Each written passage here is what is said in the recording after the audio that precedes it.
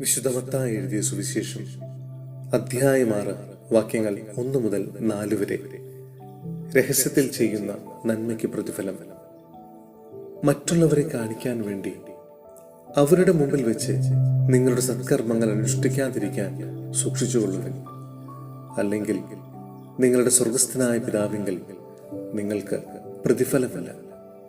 മറ്റുള്ളവരിൽ നിന്ന് പ്രശംസ ലഭിക്കാൻ കപടനാട്യക്കാർ സിനഗോഗുകളിലും തെരുവീഥികളിലും ചെയ്യുന്നത് പോലെ നീ ഭിക്ഷ കൊടുക്കുമ്പോൾ നിന്റെ മുമ്പിൽ കാഹളം മുഴക്കരുത്. സത്യമായി ഞാൻ നിങ്ങളോട് പറയുന്നു, അവർക്ക് പ്രതിഫലം ലഭിച്ചു കഴിഞ്ഞു. നീ ദാനധർമ്മം ചെയ്യുമ്പോൾ അത് രഹസ്യമായിരിക്കേണ്ടതിന് നിന്റെ വലത്തുകൈ ചെയ്യുന്നത് ഇടത്തുകൈ അറിയാതിരിക്കട്ടെ. രഹസ്യങ്ങൾ അറിയുന്ന നിന്റെ പിതാവ് നിനക്ക് പ്രതിഫലം നൽകും. സഹോദരരെ, വിശുദ്ധ പൗലോസ് റോമായിലെ സഭയ്ക്ക് എഴുതിയ ലേഖനം അധ്യായം 9 വാക്യങ്ങൾ 19 മുതൽ 29 വരെ നമ്മോട് കരുണ കാണിക്കുന്ന ദൈവം.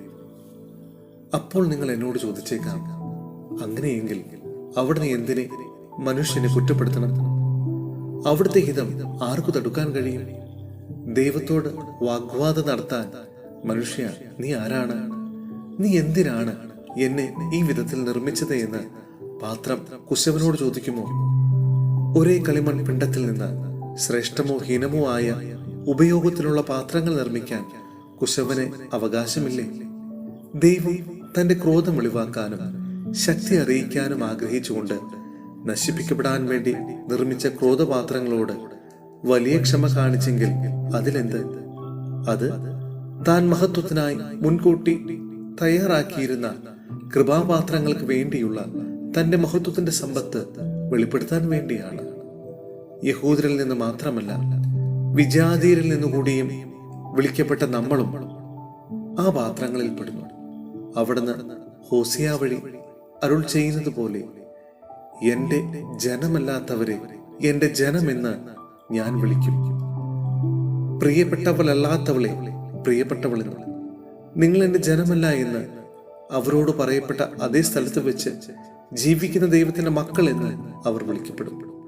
ഇസ്രായേലിനെ കുറിച്ച് യെശയ്യായും വിലപിക്കുന്നു.